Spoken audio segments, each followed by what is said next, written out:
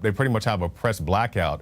You even said that the press that was allowed was very censored. You know, they allowed them in, but allowed no cameras to be accompanied. That's very strange. It's a very strange happening. So what response did you get when you guys arrived on the scene?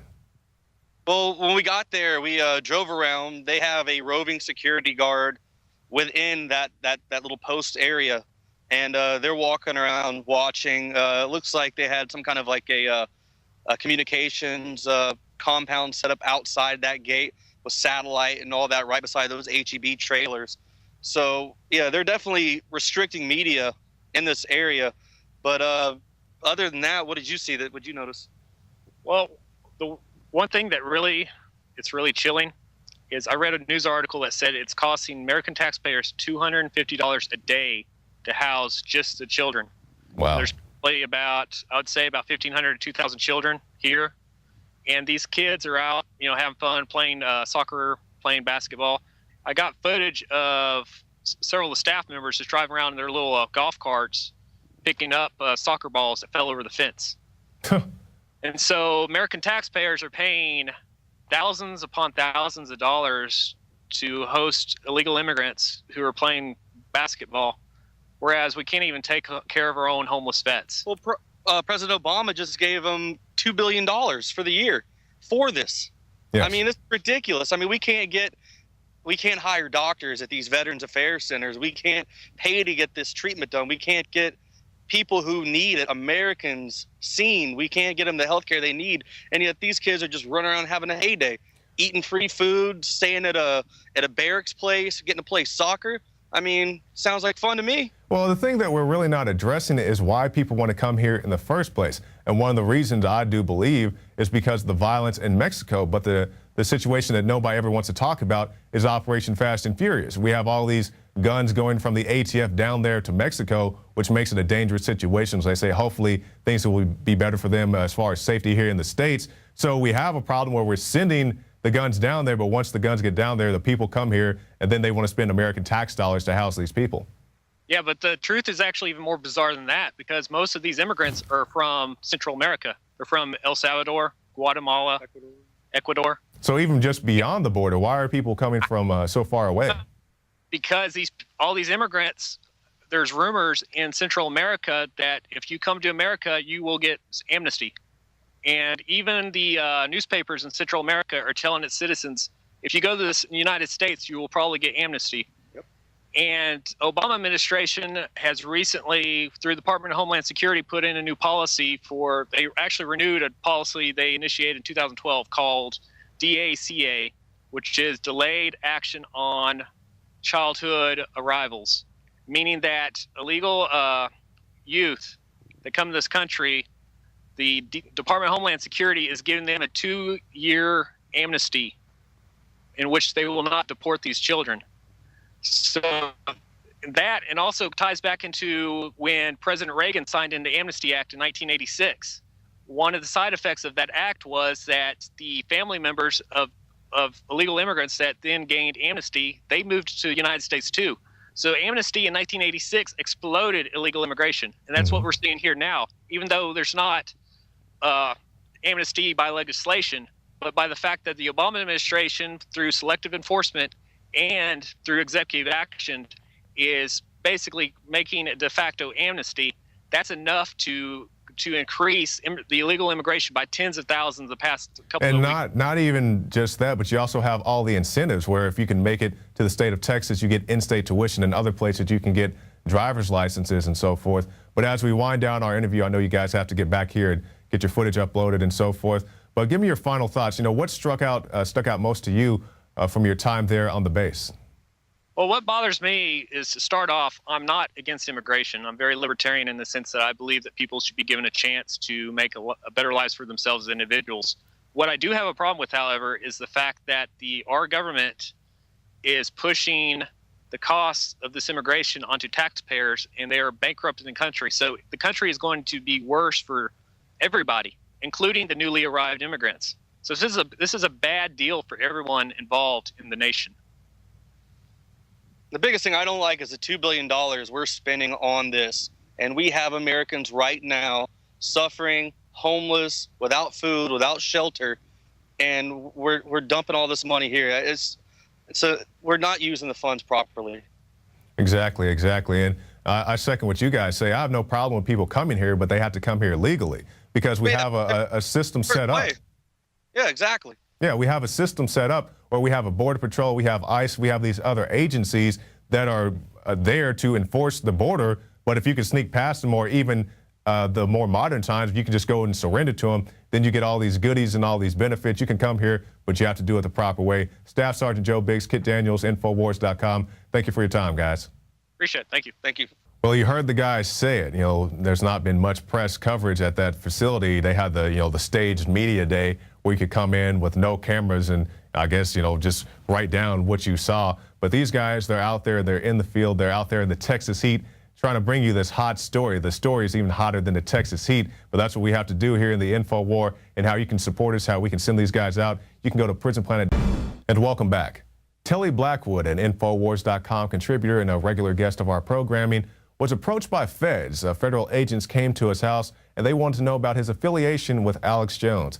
Now, this is just another in a long list of chilling effects for ourselves and for our guests. They don't want people to grow in the liberty movement, to become more prominent, so they come and they try to scare you with all these fear tactics. So let's see what Telly has to say in his own words. Why do you think they wanted to come to you and ask you about Alex Jones and say you're being watched when you've just entered some of our contests? We've interviewed you 4 or 5 times, like your work. I think it's just to intimidate you and to get the message to me. I think it was mainly a get the message to you kind of thing. I mean, I'm pretty sure they would know you guys the first person. I didn't know there was a tyranny and they diesel people to death in federal vehicles and that they torture kids and run snuff film operations. I didn't know they could kill me and my family. I'm so scared now. I didn't know they were evil, Telly. Well, the funny thing is, other than the guy talking in the suit, he's the only one that said any words. 2 big thugs that sat there and snarled. But yeah, I guess they're in the black fatigues, not armed. It's plain black, fatigues with the boots and, short trimmed hair. And all they did is kind of have their hands on their hip or crossed behind their back and just turned and snarled and tried to stare at me, not even blink the whole time. But I had a lot of military in the family and everything, so I'm not really that intimidated by someone just staring at me. You know what I mean? But that's the fact, though, coming in and try to, at first I thought it was a joke, to be honest. I'm like, what is going on here? Okay, where's the camera? Where's someone? Yeah, no, that's the problem, is them bugging their eyes out at you and radiating. They want to just rip your head off. I mean, they had this, the ATF came here one time, and there was this one really, big guy, you could tell, he was like solid muscle, and he was just going, just looking at me, just, and I'm just like, it's just like, God, the dishonor of these people. I mean, the dishonor, they're so weak. They think evil is powerful. They worship at that dark throne. Go ahead. I think I've been a wrestler for a lot of years. Seen a lot bigger, meaner people than those guys. So them snarling at me, I was kind of... They all cry for their mama in the end. Yeah, everybody does. And we all go the same way and we all bleed the same color and everything. So, I mean, I don't understand. I mean, I know it's an intimidation thing. I know they're trying to get the message to you, or... Like I was telling Biggs on Facebook, I was saying, it almost feels too perfect. It's almost like they want me to go and talk to you guys and get this on there. What's the thought behind that? I'm trying to be paranoid and try to... No, they think we're all cowards. They think everybody will hear this and get scared. That's the whole thing. Better not listen to Alex Jones. Better not be involved. Why? They just lowered the borders completely. They're coming after our guns. If we don't expose it, then we lose everything. That's the thing. I'm not a hero. Telly, you're not either. We have to stand up against this. I mean, they're arresting Tea Party people. They're arresting Dinesh D'Souza. The IRS is going after Christian groups. And look at Eric Holder putting his little Homeland Terrorist Task Force together with the FEMA camps and the NDA. What do people think that's for? It's not for good television. I mean, what do you think is going to happen? What do you think this is happening for? Hot off her win of getting Subway to remove yoga mat material from their breads, the food babe is back, this time with a petition targeting U.S. beer makers. She wants to find out what is in the U.S. beer supply, the contents of which may surprise you. And there's no conspiracy about this. The only conspiracy that's happening actually is within the beer companies, how they've lobbied the Treasury Department and the government to keep this information secret from us so they can continue to make really, really big bucks. I'm talking billions of dollars by selling us cheap, harmful chemicals to us. And, you know, what's really important here when people start to think about these issues is that one signature, one voice can magnify thousands. And so I just beg everyone to go to foodbabe.com/beer and sign the petition, because if we get millions of people behind this, these companies have nowhere to hide anymore, because if people know about this information, they stop to buy those brands, they start buying other brands, or maybe they stop drinking beer altogether, which I did as a result.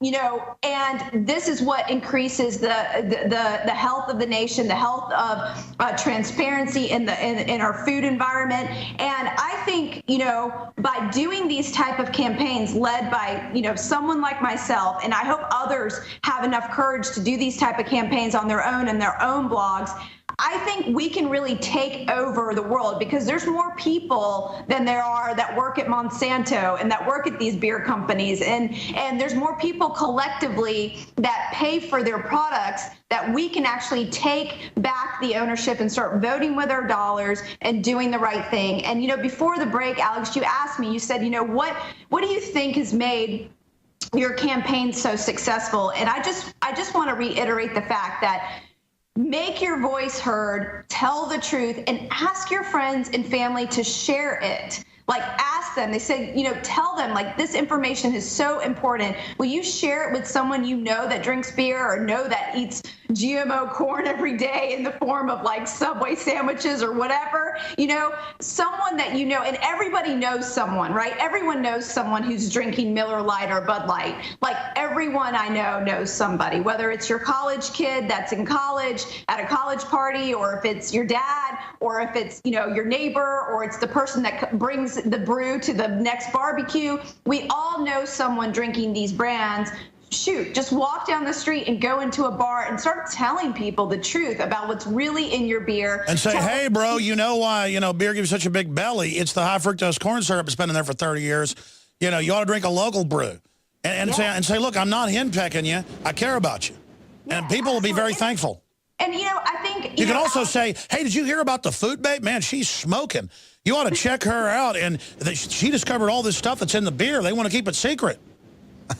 That's exactly right, you know, and well, the thing is a lot of people, I know the haters are going to come out, and what they're going to say is they're going to be like, oh, Food Babe wants to take away our beer. She's trying to make a mountain of a molehill, you know, and I'm not trying to do any of that. Hey, if that's the case, show us what's in it. If that's the case, tell us, because, I mean, there should only be 4 or 5 ingredients in beer. Well, you heard it right there. The food crisis is not coming, it's already here. Whether it's high-priced food, GMOs in the food, or simply unavailable food, you don't want to get caught in a position where you have nothing to eat. That's why you need to go to InfoWarsShop.com and pick up My Patriot Supply. You can get these for individuals, you can get them for families, whatever you need. It's all right there at InfoWarsShop.com. Well, that's it for this edition of the InfoWars Nightly News. I'm your host, Jakar Jackson, and we'll see you again tomorrow night.